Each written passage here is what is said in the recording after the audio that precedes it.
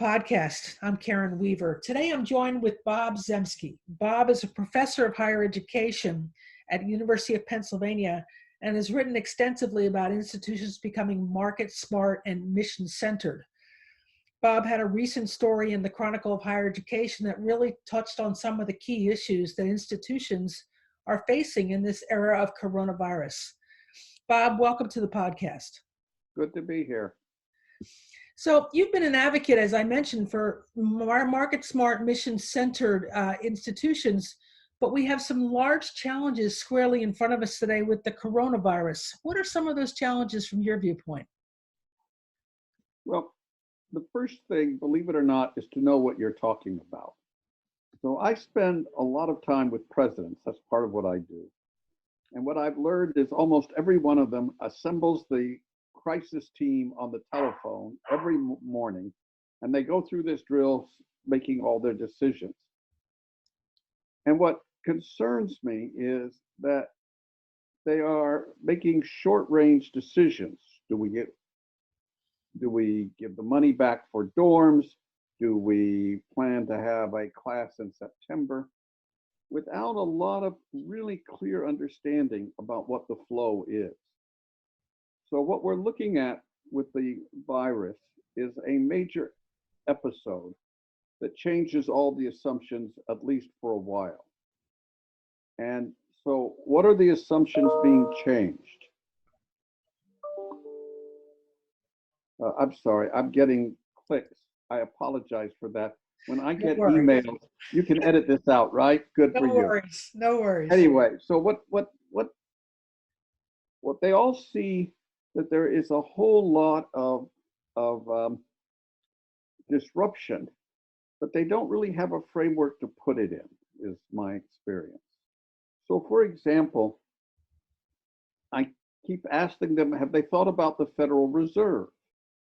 And only one president, he actually knew what I was talking about, because the Federal Reserve is in charge of all of the mailing out of the checks. And the real question facing every one of these colleges is the Federal Reserve going to identify us as a small business? Are we going to be eligible for that kind of relief? Now, it also turns out that when the CARE bill went through the House, there was a piece for higher ed in it. Not as much money as NICU wanted, but there still was. And that's what you have to do, is that you leave to the medical experts to tell you what the spell is. And it's pretty clear that they've told you need to quarantine yourself, whatever the term is, stay in place. But what do you do with your institutions? So what are the institutional questions you ask yourself? Well, interesting, the one they've all focused on, I've been amused about, do we have to give the money back on the dorms? And all right, I understand that's a couple of $1 million, but that's not the big question. The big question is, what's the probability we're going to be open in September? That's big question one. The second big question is, what's the probability that this virus is going to turn around and come back in November? I've got one of my presidents who's actually spending a lot of time scenario planning with his faculty, because he's getting them to think, look, you're going to have students in September, and then you're going to lose them again in November. Plan for it. Plan that you're going to change the way you teach. So is the thing going to come back? What are you going to do? Then I got called today by Inside Higher Education. I spend almost as much time on the phone with those people as I do with my own. But the question was, is there going to be a hiring freeze? And I was sort of stunned by that. I said, well, it isn't so much going to be a freeze as it's going to be, you're going to hedge your bet. Why would you sign a long-term contract with anybody, even a year-long contract with anybody, if you don't know you're going to be open? So you need to stack up these sort of what-if decisions so you understand. That's one whole set of things. Then we can put that aside for a moment. Then the second question is, what are these students going to do? Let's imagine now that in September, we've got enough Mediation has taken place. We're going to open our colleges. We're going to hope that there is enough medical help in case it comes back. Who is likely to come back? And you just can't sit around and say, well, I know Joe. Joe will come back. You got to have some framework. So one of the presidents today he was telling me his framework. He was asking the question, how many of my students need an airplane to get here? He's in the middle of Iowa. Half his student body can drive. The other half can't. That's an important thing to know, that this isn't all your students at once. In his case, he's got the Iowa students.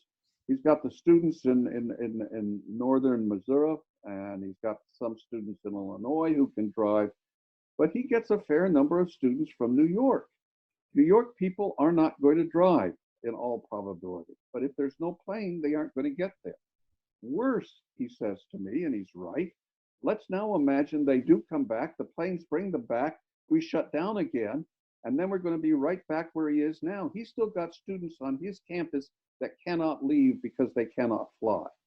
Right. So there's a whole set of these really kind of tough logistical questions that you have to ask, that its root cause has two things that you need to track.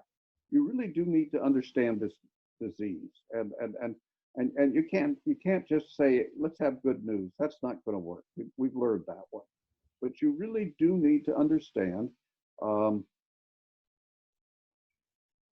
path of the disease.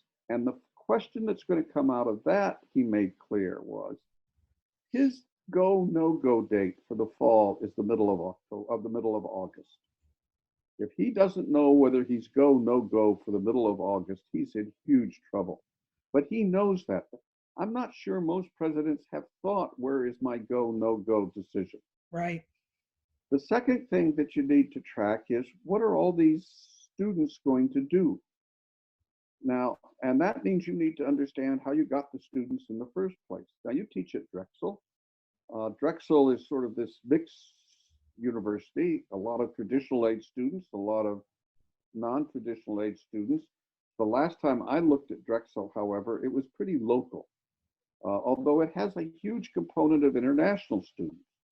So now I'm thinking, all right, I'm at Drexel, I'm pretty local, here's how that's going to happen, but what's going to happen to the 20% who are international? And are they going to come and I can't get them home, or are they not even going to come? So it is really very complex scenario planning. It's not about the next 10 minutes. What startled me, well, I think startled's the right word. What startled me was all these presidents I deal with on a regular basis started the day exactly the same way. They assemble a Zoom meeting of the crisis team. And they were dealing with immediate problems. Well, we've got food orders coming. What do we do with them? That's not presidential territory. That's not even provostial territory. But they're a little bit afraid that if they don't push the details, nobody will. So what you've got is a lot of presidents spending a lot of time pushing the details. And they really need to spend more time, develop their own personal and institutional understanding of this disease and its pathway and the options their students are going to have. That's a very long answer to your question, Karen, but that's what I've got. Yeah, no, that's really, really helpful. Let me ask you to layer that on top of this shift that has happened in admissions, and talk through what dynamics that adds to the situation. All right, so I'm old enough, as you know, I have grandchildren. And I have one grandchild who is I have two male grandchildren about the same age. Both of them, one of them graduated from high school last year and then took a gap year. And he was going to travel the world. He had saved his money, was going to travel the world. He ain't traveling nowhere. He has guaranteed admissions. He actually will go, he lives in France. He'll go to Europe, to university in the UK. He'll go to Lancaster. He at least has an image of what he's going to do next year. And they send him emails saying, don't forget us, we're still here. That's the soft one. The kid who's actually a senior now has got letters of acceptance He's got a wait list, and he's got, we're not ready to tell you yet because of the virus. So that what had become a very established rhythm to what this admission cycle looked like. You were either an institution that did rolling admissions, or you're an institution that followed the old game of, you tell us on 1st of May and we'll plan for you to be here. All of that's in the air. Almost all of them have said, I think even the University of Pennsylvania, as a matter of fact, has said that you do not have to reply by April 15th. We'll give you till June 1st. Well, just think about that. That just upends all kinds of issues. A large part of the admissions cycle is guessing, how's my yield going to be? How many of the students I want are admitted to those competitors that have higher yield rates? And at least you sort of got an early peak because people would talk. So if you're at Drexel, if you'll forgive me, you probably would like to know what's going on at the University of Pennsylvania. You can't know that now. That's all suspended. It's in deep freeze. And your admissions professionals, they can't travel. Remember, this is usually, the kids can't come and visit. So they're just, it's all mush. And this is not a business that tolerates mush real well. Well, let's focus now on athletics. And let's focus particularly on small private colleges. How do you think presidents should approach now the serious issues that athletics faces financially? For most of those schools, there are no media contracts or thousands of fans coming to games. Worse, you must know this better than I. One of the things I've learned recently is the degree to which these small colleges are recruiting athletes internationally. Yeah. So one of my institutions I work with has a world-class tennis team. There is not a Native American on that tennis team. They do not get a single dollar of revenue from the team. They aren't on athletic scholarships, but they are on scholarships.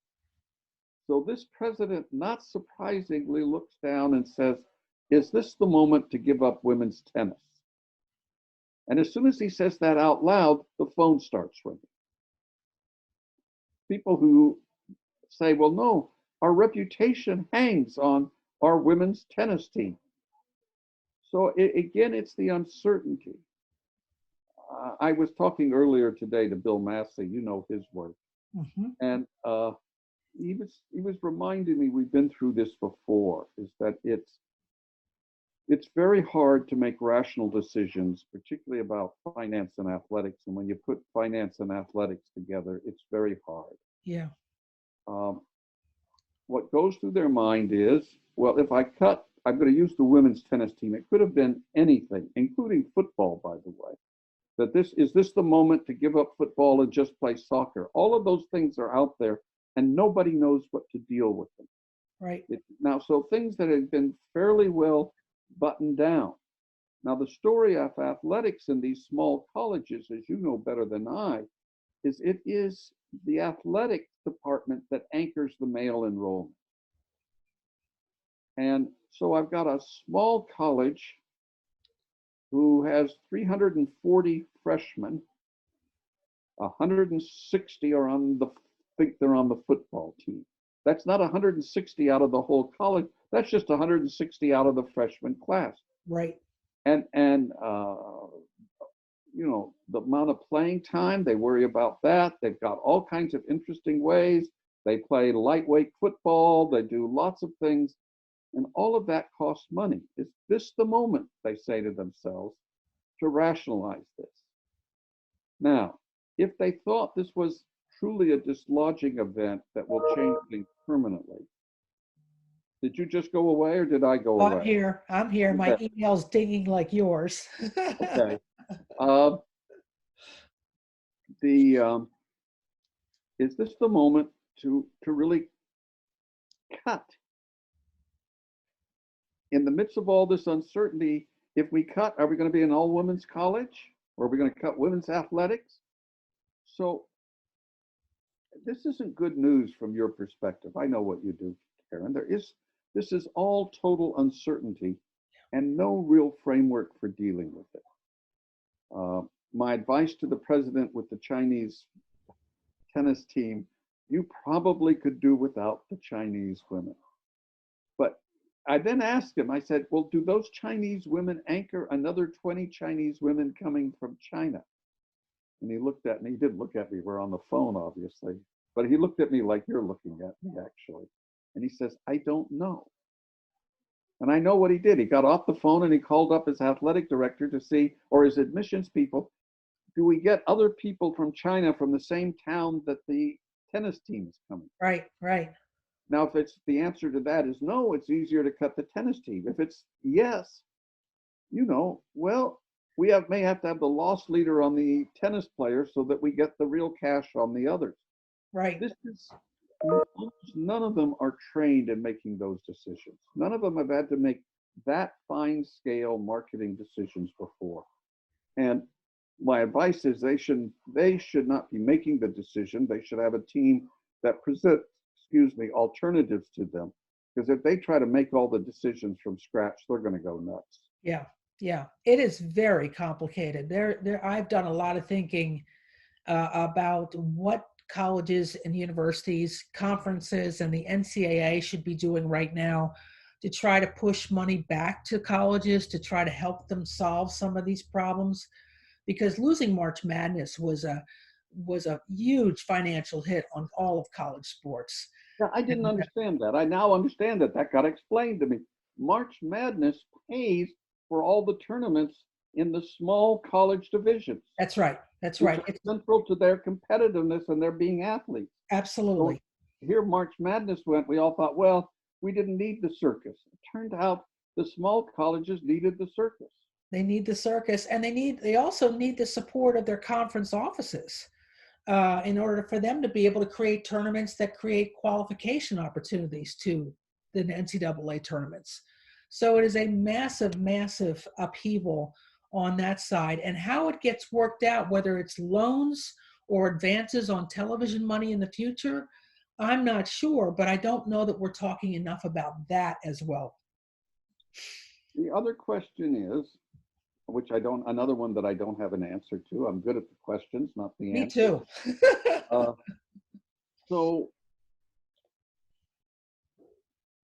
who is likely to be most unsettled by the decision to send kids home? The athletes on campus, or the non-athletes? Do you know? I don't have an answer to that. Do you know the answer to that? I can tell you who's going to receive more media attention, and it's going to be the athletes. Yes, but that's not the question. Yeah. The question becomes, if it was the athletes who were most distressed, then they're going to come back. If it's the other students who are the most distressed, they'll come back, and the athletes won't. Yeah. And so, I don't literally know. We don't have that kind of conversation. Right. Right. I've heard anecdotally from institutions where families were asked to move their children out of residence halls so quickly, and some families weren't even able to return to residence halls, and they're very angry at the institution. And I wonder if in fact that will impact their willingness to return again to face uncertainty. Or just, which I told you, the first one, the Iowa school, he's still got 60 people on his campus because they can't go home. Right. And you know the way that works. It's not his fault, but you better believe the families think it's his fault. Absolutely. And I have another anecdote, which I think actually happened. But in this game, everybody loves to tell stories and they just make them up. But this story, I think, is real. I'm just not sure, of the family that called the president and said, this is your problem, charter a plane and send my boy home. Wow. And I can actually hear an angry father saying, charter a plane and send my boy home. I can't guarantee you it happened, but it's something about everybody feels loss of control. Mm-hmm. That's really what's going on. The whole system is losing control. It's losing control in the macro sense. It's losing the control in the micro sense. And it's just creating confusion everywhere. I think what isn't going to happen, you haven't asked me, but I'll weigh in on this. I don't think this is what's going to make e-learning work long term. Really? I think that if this comes, I think actually my bet is most students, if we open in September, are going to want to come and they'll be there. If we open in September and send them home in November, they're going to say, this just isn't reliable. Yeah. But at the moment, it is possible that this episode will be treated as a one-off instead of a major dislocation. Though it looks an awful lot like a major dislocation to anybody not experiencing it. So in winding this talk down, I really want to give you an opportunity to talk about your advocacy for 3-year degrees. You've been talking about it as long as I've known you, and that maybe this is really the moment in time that we want to consider moving away from 4-year degrees to 3-year degrees. Right. Can you tell us more about that? Yeah, I'll double it up because there are 2 ideas I have. I will get to 3-year degrees, I promise you. I have 3 minutes. I'll get there. But the first thing you need to know is there is now a mismatch between the faculty who teach and the students who learn. The faculty really do not know their students as learning enterprises. For example, there's enough literature out there that makes it clear that this generation of students doesn't read. Most faculty assumes that the first act of learning is reading. That doesn't mean the students aren't smart. That doesn't mean they don't do their homework, but they are not leisure readers. And faculty are notorious for being leisure readers. Right. So this is the moment, this dislocation, to say, why don't we stop and rethink what we're doing and whether it works for the students we teach? Now I get to where you're going. If you ask that question, the answer is there isn't anything we can't do in 3 years. And while you're going to say, well, there we're going to lose the whole year of revenue, you're losing revenue out the gazoo anyway. This would be the moment when things are enough up in the air to say, but remember, it's not the colleges or universities that are making that decision, it's the accrediting agencies. When we started the conversation 10 years ago, we actually got it started, a cover of Newsweek magazine, Lamar Alexander being the lead spokesman for it, all good stuff. And the accrediting said no. A college degree is 120 credits. No ifs, ands, or buts. So when I say 3 years, I think there isn't anything we can't do in 90 credits. Yeah. And do it differently. So yeah, this is the moment. Am I an optimist? No. That doesn't matter. This is the moment. Yeah, I think so too. I think that life is happening at warp speed, and I don't know of anybody who really wants to take off 4-year chunks anymore out of their life and commit to it full time. I think people are too entrepreneurial in this younger generation, and they want to do multiple things at the same time. But they also want to do something that they understand. I think that if you do student interviews, what you get now is, I don't understand why they're having me do this. They don't see method to the madness. Yeah. And I think if we shifted to a 3-year degree with lots of internships in the first, over it, they would again see method in the madness. They would be better students and the whole system would work better. Any final pieces of advice for athletic directors who are trying to navigate this landscape going forward?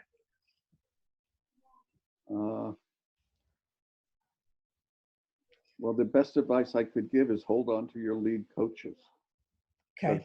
What is likely to happen is that, a lot of your coaches really are part-time in small colleges, for example, and they're going to be desperate. They're going to look for other things.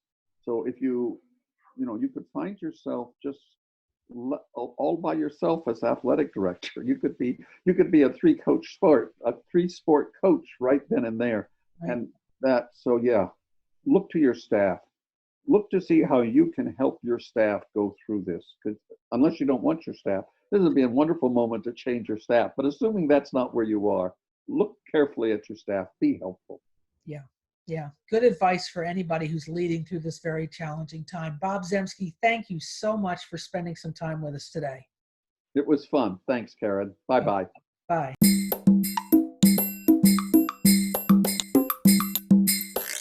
To carry on our conversation about disruption, I want to talk a little bit more detail about college athletics right now. I don't think college athletics can afford to view its significant problems in isolation from the rest of higher education. And I want to present to you some of my out-of-the-box idea solutions that we might pursue as we try to move college athletics on from this pandemic. So here are some possible solutions. I know athletic directors are paying attention to the bottom line, but think about these things first. Since students will be making decisions on whether to play for your school or not, you must at this time raise your social, digital, and virtual game today. You need to be sure that you understand that the standard website filled with text and photos won't cut it anymore. With in-person campuses visits canceled for the foreseeable future, everything recruits learn about your programs will be from your social feeds. Do you put more into streaming and technology, also so that your fans can engage remotely even if they aren't able to attend the games whenever they happen? Second thing is your institution may decide to extend their deposit deadlines from May 1st to June 1st or perhaps longer, as over 250 schools have currently done. How do you manage your coaching staff's anxieties through this? How do you stabilize rosters? With the NCAA's decision to extend an extra year of eligibility to seniors, how will that impact your bottom line? If your institution defines itself as quote-unquote tuition dependent, that is 80% or more of its annual revenues come directly from tuition and fees, and only has a modest endowment, most indicators point towards a difficult path forward, no matter what NCAA division you are in. So how can your athletics department be a part of stabilizing the campus budget? And 5, how can your department financially survive with fewer student fees subsidizing your programs? We all know this is a major source of revenue for the vast majority of D1, D2, and D3 programs. It is an important question to put on the table considering enrollments will remain unstable for quite some time for everyone but the large publics. So what if you need to take drastic measures? How can you get ahead of this opportunity? Well, consider looking at the crisis through a different lens. View it as a chance to rebuild your program, and in fact, consider trying not to resume every sport at the beginning. The NCAA and conferences should begin active discussions now on some of these topics. Just as with reopening a business, start with your strengths and your greatest sources of revenue, college football and basketball. Remember, your department will need to generate more of your own revenues today more than ever before. Consider shortening sports seasons, playing fewer games, and addressing minimum squad sizes necessary to compete. Ask yourself, would a 6-game shortened season work for football if colleges are permitted to open beginning in September? And should conferences and the NCAA temporarily suspend minimum sports sponsorship requirements? How do you ensure a safe environment when you do invite fans back to the games? Consider things like taking individual temperatures, hand hygiene, spacing of fans in the stands, food safety. Really think about this. What if you get to start a season and then have to stop it again because the virus has come back? Nobody wants to think about that, but it is important for leaders to look further ahead. With interest rates as low as they are today, should you refinance current loans or repackage your debt? How should you structure department jobs over the next 1 or 2 years? Should you consider adding extra staff in fundraising and development? And of course, creative fundraising strategies should be ramped up. And of course, how do you do all of this in a way that is Title IX compliant? These are tough questions, but we need to ask them now in this age of disruption. If we don't think about it now, when will we think about it? And I want to echo again what Bob Zemsky said earlier in the podcast. Athletic department leaders need to take care of their staff right now. Presidents need to take care of their staff. But leaders have to allow their staff to work while they step back and consider some of the bigger issues. That's a wrap. Thanks for joining us for another week of thinking about college athletics from the 30,000-foot perspective. In case this is the first time you are joining us, the podcast drops every Thursday morning. You can listen to previous guests and topics on 8 different podcasting platforms, including iTunes and Spotify. Each week, I will strive to give you a deeper understanding of the complexities of higher education and intercollegiate athletics in the 21st century. Please also join me on Forbes.com for additional content and extended analysis. Have a great week.